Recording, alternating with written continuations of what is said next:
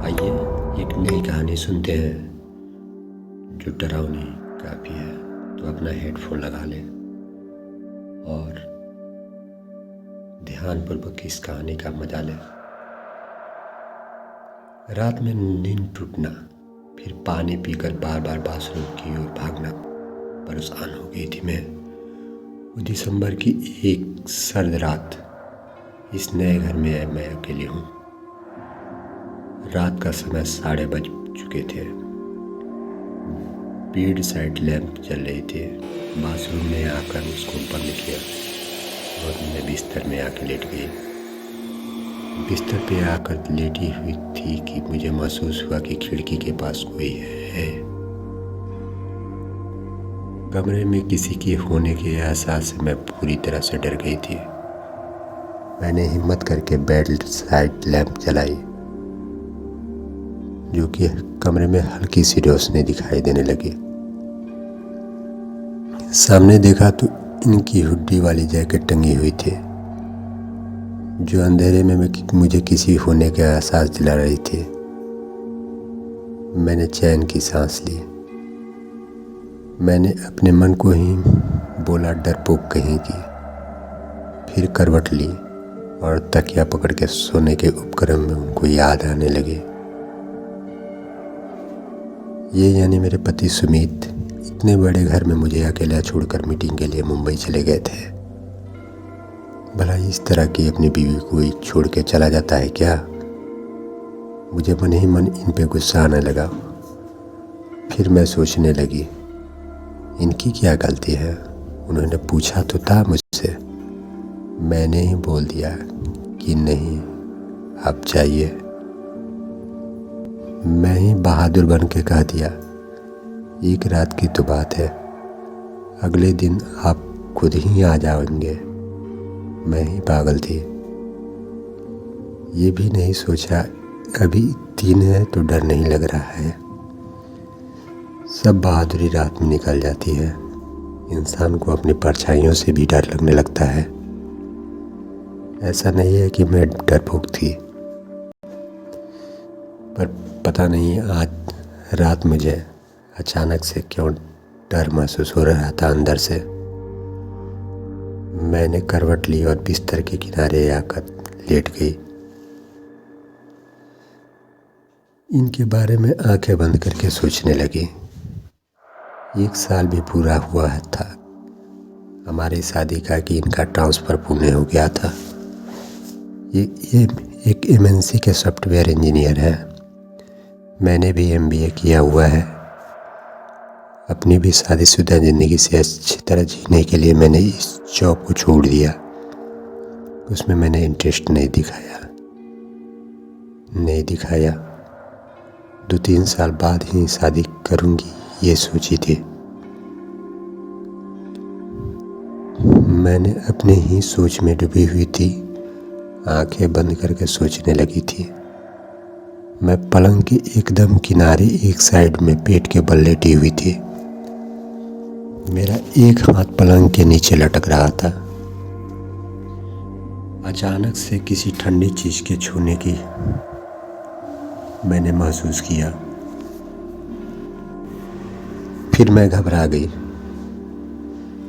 मैंने तुरंत अपना हाथ हटाया और जल्दी से बेड साइड लैंप जलाने की कोशिश की, पर यह क्या, बटन दबाने पे लैंप ऑन नहीं हुआ। मेरी घबराहट और बढ़ गई। कहीं चोर तो आकर पलंग के नीचे छुप नहीं गया ना? कहीं कोई भूत प्रेत तो नहीं है ना? मेरे स्वतः मन में अजीब अजीब ख्याल आने लगे। 3 BHK का मकान, अगर आप बिल्कुल अकेली हो और सर्द रात में आपके साथ कोई ना हो, अचानक से किसी होने का एहसास, उस पे नई जगह, नया घर हो, घबराहट अपने आप बढ़ जाती है। मैंने खुद पर काबू पाया और जल्दी से स्विच बोर्ड की ओर दौड़ पड़ी और मैंने सारे स्विच को एक साथ दबाया, पर लाइट नहीं जली। लाइट चली गई थी। मैं डर से पसीने पसीने हो रही थी। इस नए घर में मेरा दूसरा दिन था। तो डर भी लग रहा था। कमरे में एकदम शांति थी। मेरे दिल की धड़कन इतनी तेज थी कि मुझे सुनाई दे रही थी। मुझे खुद पर काबू पाते हुए घुटने के बल पर बैठ गए।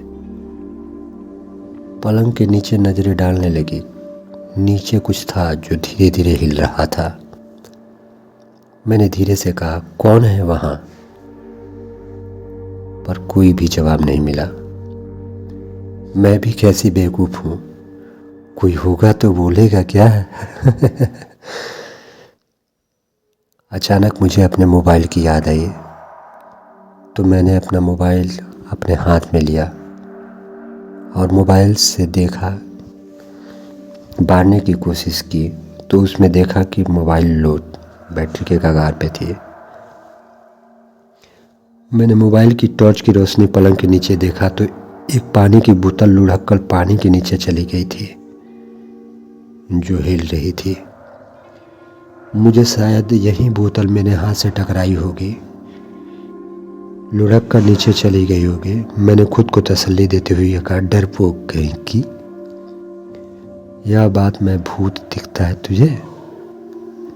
हर बात में भूत दिखता है तुझे?